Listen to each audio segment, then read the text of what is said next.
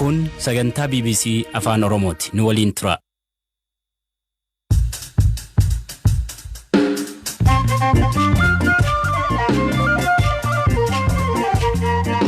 Yooyaa malee yooyaa dhaggeeffattoota raadiyoo BBC afaan Oromoo sagantaan kan Nairobi keenya irra dhufu am jalqabu. Kopheerra keessatti bulcha Booranaa jalatama ka ture Shallaqa Jaataniyalii eegi Nairobiitti jeessanii argan 29 inni nama akkamii ture? Akki isaanii manguddoo jajjaba jaataniin qaroo Booranaat, janni Booranaat, beekaa hawaan cuuf fageessee laal. Ammallee namnamtuuf jaalat, namnam hin tuffan. Magaalli Shashamannee dallansuu fi hokor waggaa dabru uumamee dandamatte. Haaduma nagaatiin qabne magaalaanis amma magaalaa waggaa 5 illee waggaa 10 illee hin deebitu 30 illee hin deebitu yaani wagguma tanatti deebitee magaalaa bareeda tanagaa taatee. Waraan Tigraayin walqabatee Ameerikaanii abbiirraatti dhiibbaa cimsiteetti fuufu dubbatti. Kanaaf oduu biraaleen waliin turaa an asli galgaloota. Dhaggeeffattootni oduutiin jalqab torbaan kanaa erga bulchiinsi yeroo Tigraay dhukaas dhaaba jedhee mootummaa federaalaa gaafateen booda waraan dhaabuun gam tokkoon labsama. Humnoonni Tigraayilleen Maqalee fi magaalota biroo to'annoo isaanii jalgalchuu him. Taatee kanaa bulchiinsi yeroo akkamiin ilaala? Man qopheessaa magaal Maqalee G3 fi achii fi G3 ammoo kantiiba magaalattii ta'uun ka tajaajilaa turan Injiinar Yigzoo Hagos gaafan haal guyyaa wiixata ture yaadachuun eegala.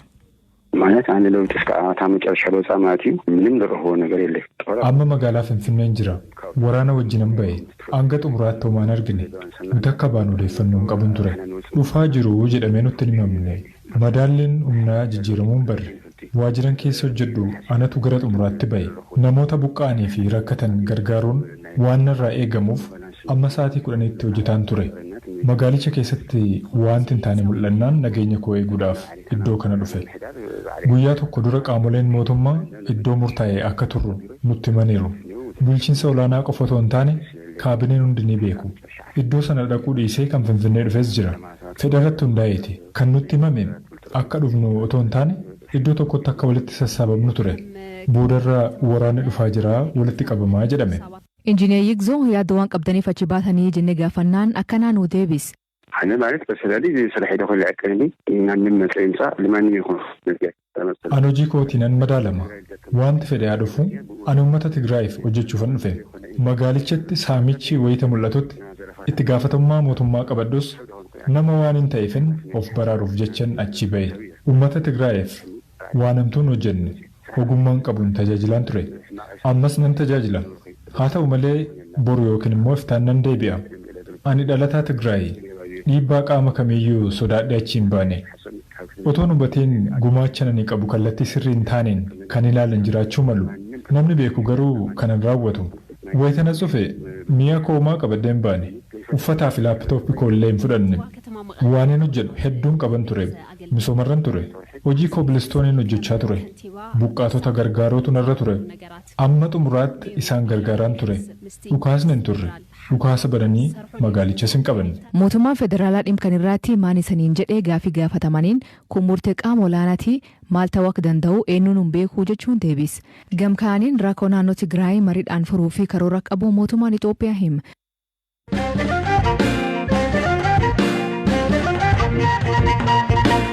Ajjecha weellisaa Hacaaluu Hundeessaa hordofee dallansuuf hokora uumameenii Oromiyaaf biyyattii keessatti lubbuu namaa fi mancaatii qabeenyaa hedduu kan hordofsiisee ture. Waayilii keen maatii olaanaa magaalaa Shashamannee bakka gaafas mancaatiin guddaan itti ga'e malee haala jiru nu biraan ga'e. Magaalota waggaa kana biddaan mancaatiin guddaan itti ga'e keessaa immoo Baatuu fi Shashamanneen ijoo turanii. Hojii gaggeessaa mana qopheessaa magaalaa Shashamannee obbo Mustafaa Gammadaa BBC'tti akka himanitti balaan waggaa tokkoon dura magaalattiitti qaqqabe hedduu rifaasisaa ture jedhu.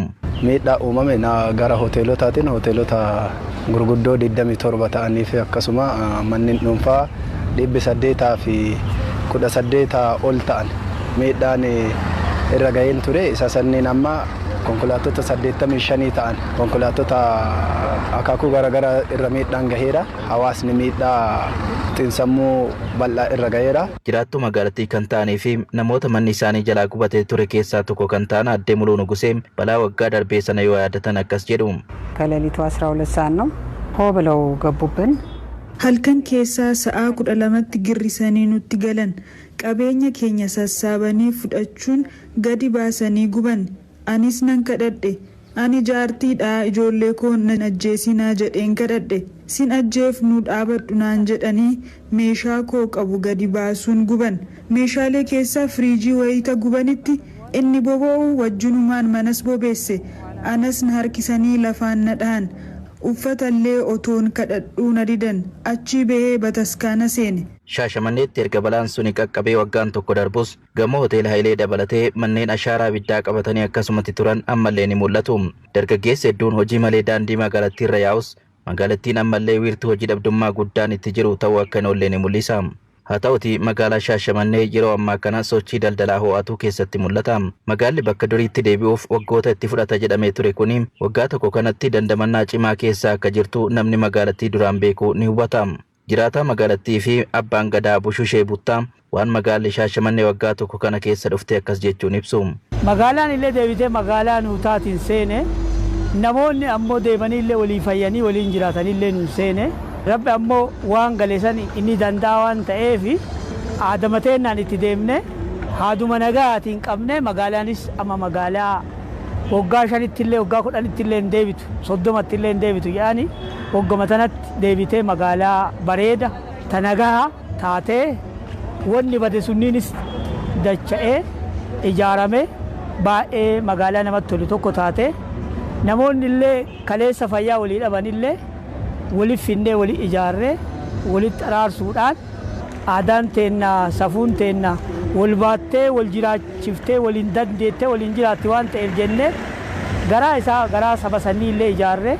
Bulchiinsi magaalichaa akka jedhutti waggaa tokkoffaan yaadannoo wareegama Haacaaluu Hundeessaa yeroo kabajamu kanatti magaalaa Shaashamannee keessatti hoteelota lamaan alatti qabeenyi gubate hundi bakka itti deebi'eera. Magaalli Shaashamannee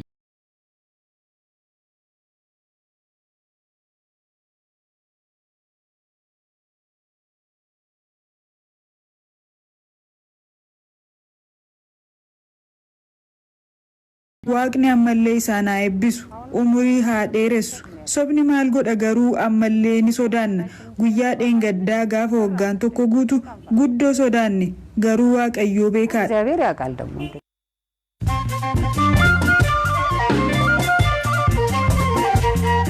Dhaggeeffattootni oduu gaggabaaboo jalqabaanii dhaabbata mootummaa gamtoomaniitti mani maree nageenyaa ardhimma naannoo Tigraay irratti mari'achuuf wal ga'iyaam. Mootummaa gamtoomaniitti ambaasadaa Ameerikaa kataan Linda Thomas BBC Takimaniitti mani marichaa dhimma Itoophiyaa irratti mari'achuun isaanii dhimurteessaa jette. Lindaan ministeera muummee Abiy Ahmad isan dhageeffataa gaafii jedhu deebisuun dhibbarraa geessisuu heennaa cimsinee itti fufuu qabnaa jette. Keenyanii duree finciltoota Naayijeeriyaa Nnamdi Kaanuu hidhuu fi dabarsuu wakkatti mootummaan Naayijeeriyaa nam kan hidhu malee eessaaf fuudhamee hin beesimne mootummaa UK illeen kalee hidhamuu isaa harkeessa hin qabne jechuun wakkatti mootummaan Keenyaa dhimma Naayijeeriyaa keessa galuuf yaada hin qabnu jette.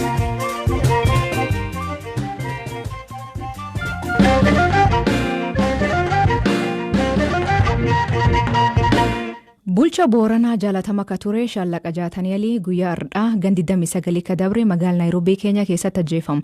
Jaataniin ijoollee Booranaa 65 ajaja Haayile Silaasitiin Finfinnee galanii baratan keessaa tokko. Achiin booda mootummaa keessatti aangoo garaagaraatu hojjechaa ture garuu lafisaatti waa'ee misoomaa geggeessaa ture. Shaallaqaan akka ijoolleen horsiisee bulaa barattu manneen barnoota ijaaree ijoollee barsiifadha jechuun hubannoo kennaa ture. Horiin callaan isan hin jireessu gara daldalaa ce'aa jechuun dinagdee uummata bal'isee lafti teessan lafiteessan jedhee daangaa Oromiyaa falmaa ture. Abbo Qadarsee ka bulchiinsa jalaatti aangoo garaagaraa tajaajilaa ture waan hedduu keessa waliin bahe seenaa isaa akkanaan ibsa.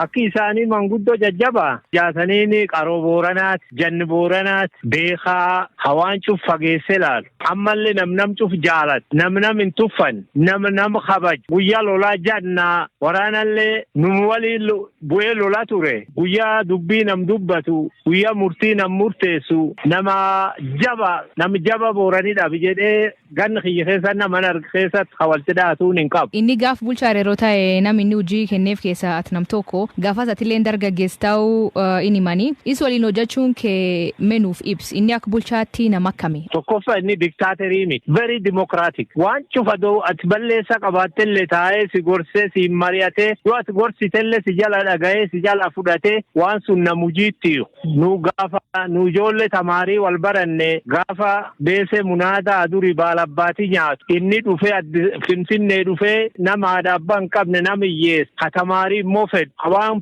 baratuun dhabe beesee baalabbaatii nyaatu abooranii mataa horiitti guyyaa gabayaa baasu kana baalabbaatii amma jiguu fi du'uu fi ittu gurmaa beesee tan fudhadha tanaan baradha jedhee namnu gorsaa ture beesee sun gaafas baalabbaatii irra fudhanne har'allee ilmaan booranaa namni hagin qabne beesee suniin barachuu jira bardargii afaan sidaamaatiin nacci shibbir qayyi shibbir jedhanii red terror white terror jedhanii akkanaan beektaa namni gargar ba'ee wal balleessaa ture guyyaa gaafasiillee lolu suni jaatanii warri sadhellee gara laafinnaan nam tokkolleen adoo duyyaalin hidhaallee hinidhin gorsee warri lafa boorana keessatti ilmeen nama tokko adoo dhiigii hin jigin politika nuu hin beeknu ijoolleen eessa beetti jedhee namni tokko dhiigii isaa hin buune lafa boorana keessa nagaan namuu ba'e hayi sadhelleenni akkana araaraan fudhate. Duri Itoophiyaa keessatti yoo warri bulchoota laf dhufu afaan warra lafaatiin dubbatanii afaanuma Amaaraadhaan yoo warri kun Oromoolee taatee bulchaan kulleen Oromoo ta'e afaanuma Amaaraatiin dubbatanii